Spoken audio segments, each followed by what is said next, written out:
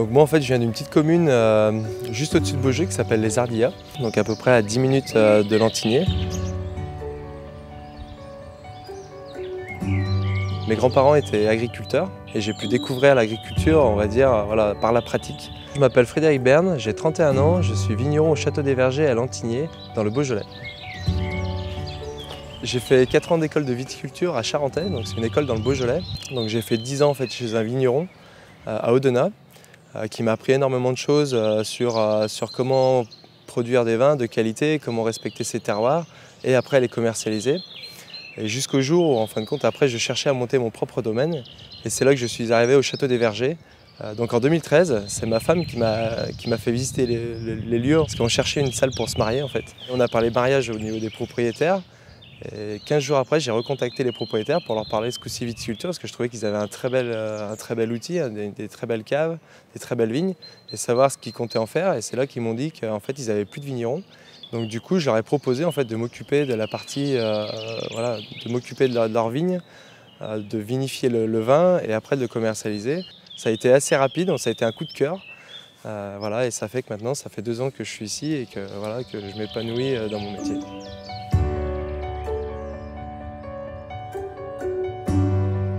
Donc le domaine compte 6 hectares de vignes, essentiellement au Beaujolais village sur Lantigné, mais aussi des crus, Chirouble et Morgon. Vous êtes ici en fait sur la commune de Lantigné, donc c'est la première parcelle de vigne que j'ai renouvelée. En fait j'ai énormément étudié les principes de l'agroécologie grâce on va dire aux textes de Pierre Rabhi et de Claude Bourguignon. On reconnaît ce travail dans les vignes en fait où le sol a une belle structure. Claude Bourguignon vous dirait c'est des sols où on dirait du couscous. Ça veut dire c'est des sols qu'on prend à la main, qu'on arrive facilement à enlever une motte de terre qui est facilement friable. Là l'idée c'est vraiment d'offrir à la plante un environnement équilibré et une nourriture équilibrée, de la protéger contre les maladies, on va dire, générales comme le mildiou et l'oïdium, avec des produits naturels. La base de notre travail, on va dire, pour la protection de la plante, c'est plus de stimuler les défenses naturelles de la plante. Après intervient les matières comme la bouillie bordelaise ou le soufre, vraiment pour la protéger si au cas où on sent qu'elle n'arrive pas à se défendre d'elle-même. Mais l'état d'esprit, c'est vraiment, entre guillemets, d'intervenir le moins possible, mais au bon moment. Et le plus naturellement possible, pour ne pas laisser de résidus dans les sols, etc., qui mettent des centaines d'années à se dégrader.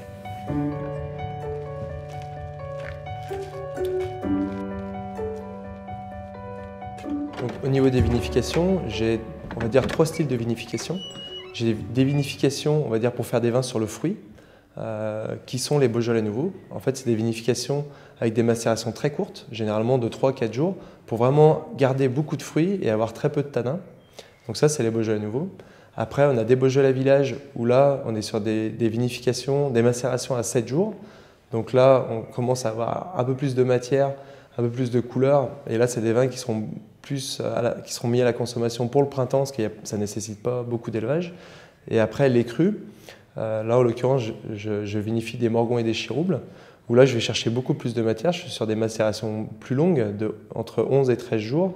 Où là, je vais chercher à extraire de la couleur, à extraire des tanins. Donc en ce moment, sur Lantigné, on est en train de faire un gros travail avec mes voisins pour mettre en avant les terroirs avec des vinifications plus longues et un élevage derrière pour montrer que Lantigné a des très beaux terroirs.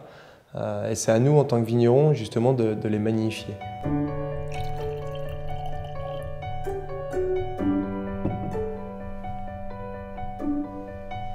Par exemple, le vin que je déguste, c'est un Beaujolais village. Donc c'est des vins qui arrivent à Pâques après l'année de ramassage. C'est des vins à la fois sur le fruit et avec une structure très douce. On extrait des tanins assez fins, voilà, où on va chercher plutôt le fruit plutôt que les épices avec des macérations plus longues. Il y a juste une chose que je voudrais remettre à sa place, c'est le fait que le Beaujolais nouveau est un vin de terroir. C'est des vins très fins, très élégants, où on est sur la légèreté, sur la finesse, qui font que c'est des très bons vins.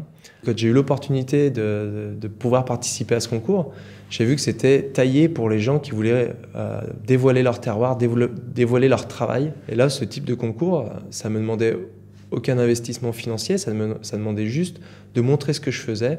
Et vraiment, ça a été une chance de pouvoir montrer mon projet au grand public.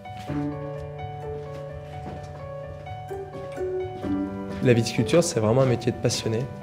C'est vraiment un travail où on ne compte pas ses heures. Il faut vraiment y aller à 300% pour essayer de trouver les bonnes techniques pour révéler ces terroirs, pour que les consommateurs voient qu'il y a des cépages d'exception, des terroirs d'exception. Ce que je pourrais conseiller à tous les jeunes, c'est si vous croyez à vos terroirs, allez-y. Allez-y et vous aurez des personnes qui vous tendront la main, comme moi on m'a tendu la main, en partant de rien, en n'étant pas fils de vigneron, mais en croyant à mes terroirs et à ce savoir-faire ancestral aussi des autres vignerons de cette région.